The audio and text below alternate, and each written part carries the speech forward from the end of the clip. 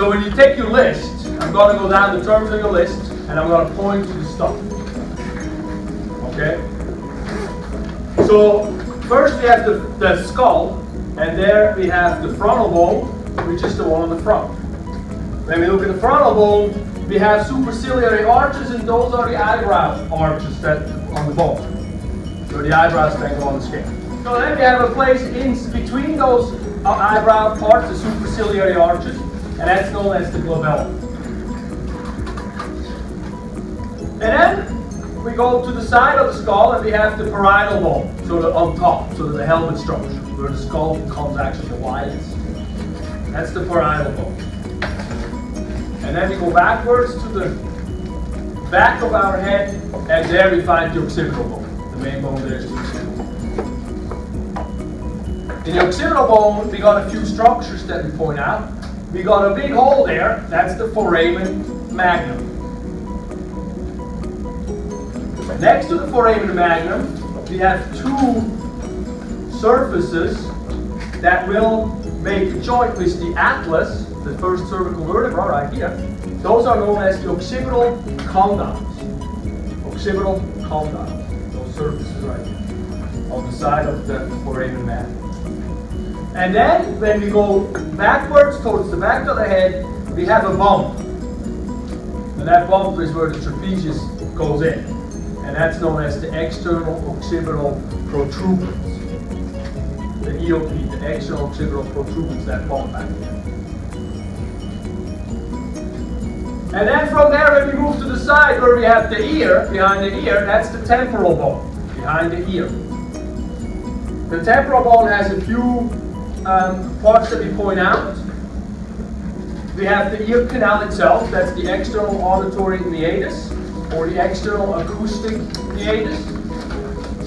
Or instead of meatus, you can write canal, that's also correct. And then behind that, we have the mastoid process, which were the sternocleidomastoid, the length right here. Mastoid process, behind the ear. And when we open the skull up on the inside, we have the foramen magnum here, you can see that. And then, sort of in front of that, we have these two ridges that are formed inside there. We're actually going to have the inside ear there, the internal ear there. And those areas are known as the petrous portions.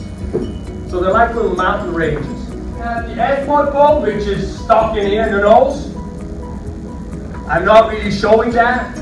But what I'm showing on the ethmoid bone, so actually the ethmoid bone is not really testable in that respect. But what I'm showing are two structures, and they're right here in the front of the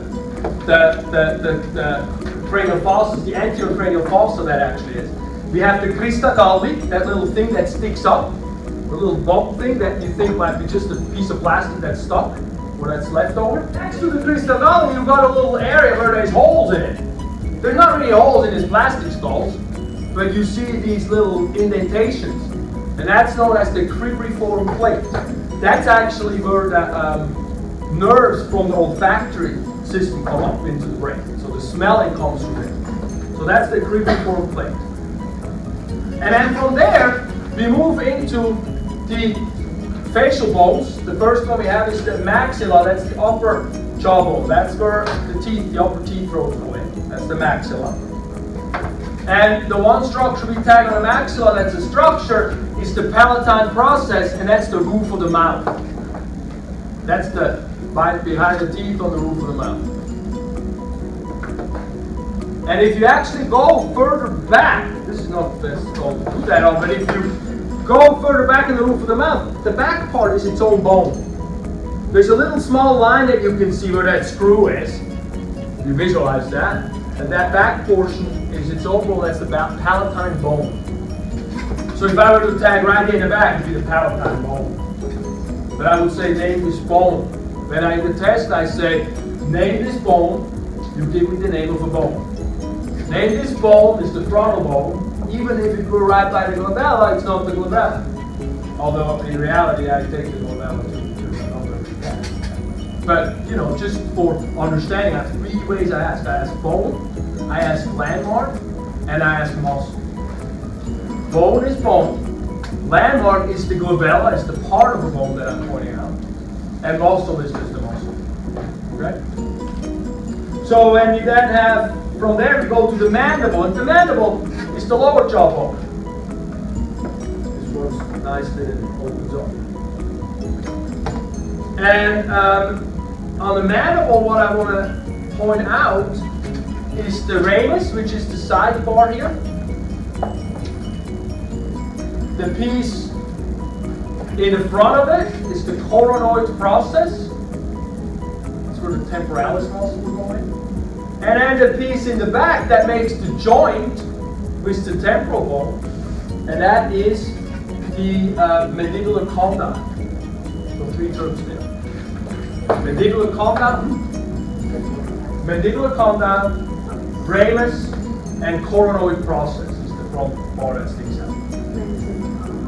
Ramus is the whole, that bar. And then we have the zygomatic. That was loose jaw problem. Then we got the zygomatic bone, and that's the cheek bone. So this cheek here, that's the zygomatic bone.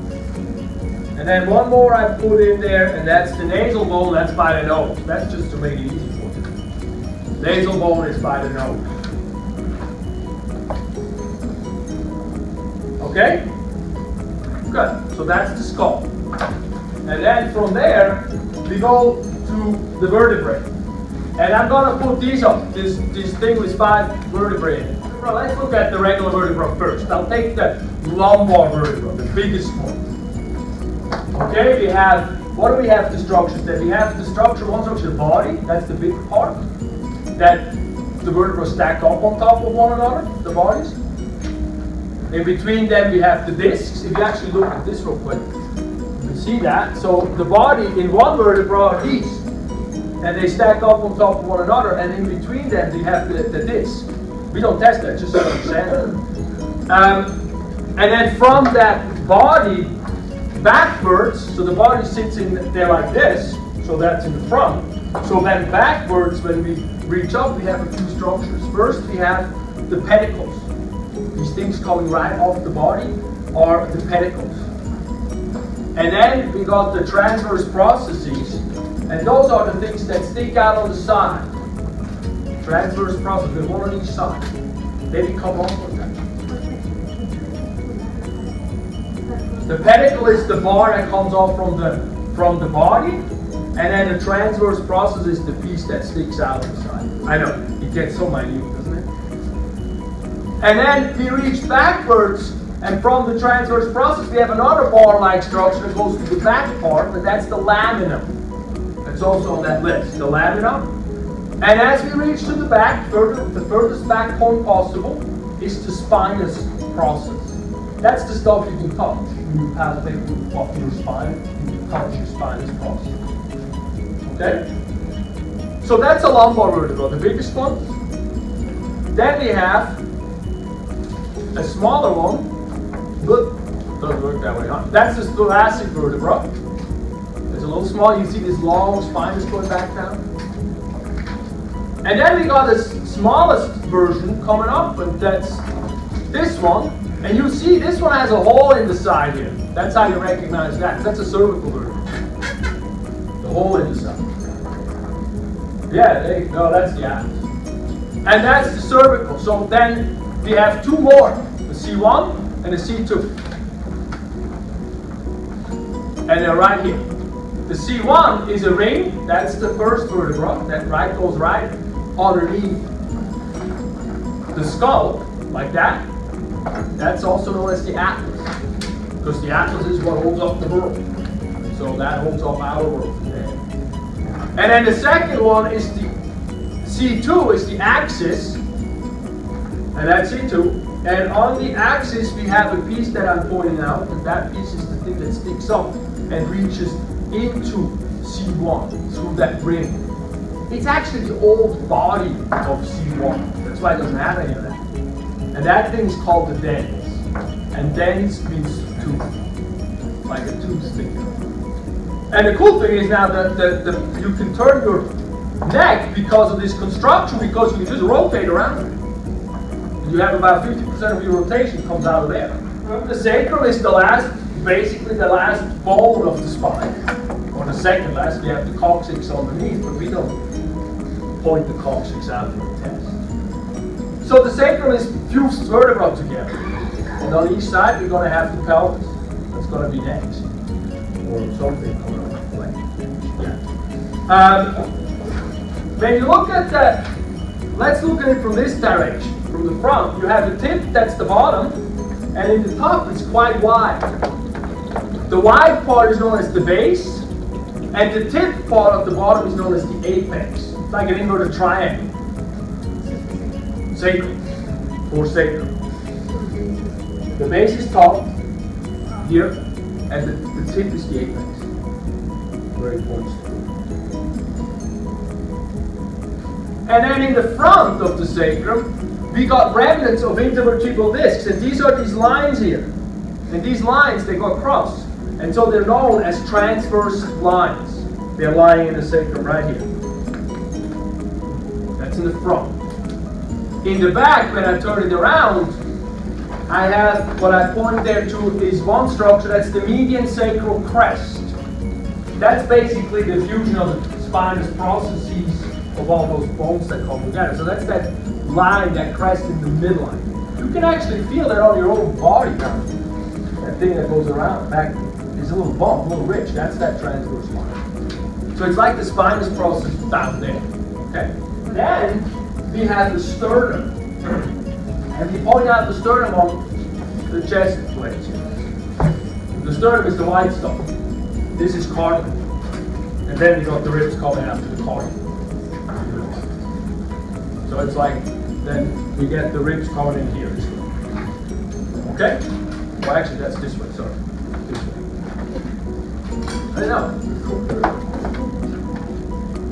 So, that's the whole bone, the sternum. And the top portion of it is called the manubrium. And then we got a big part, that's known as the body. And then we got a tip at the bottom, and that's known as the xiphoid process. So we have the manubrium. Then see, you got where it gets narrower, that's the body. And then when it comes to the tip, that's the xiphoid process. The thing is, in a real one, you can feel it on you. There's an angle. The top is a little bit differently angled than the bottom. So it goes a little bit like this and then like that. So here you can't really see that, but that's why they call it differently. So that's the xiphoid process. And then we get to the rib. And we have these ribs here. We just have generic ribs, of course. And what do we have on the rib? We have a head. That's the point that has a rounding to it. That's the head. If you squint with your eyes, it looks a little bit like a head. And then underneath the head, we have a neck.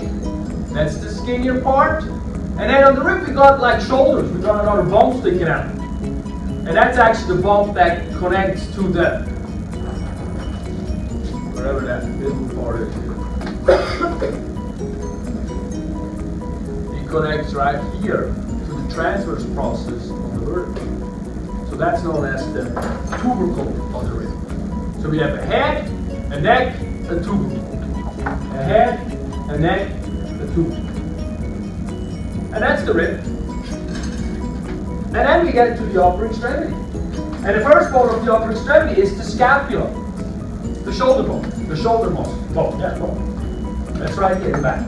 So when I look at the scapula, the first thing that I want to orient myself to is the big ridge in the back.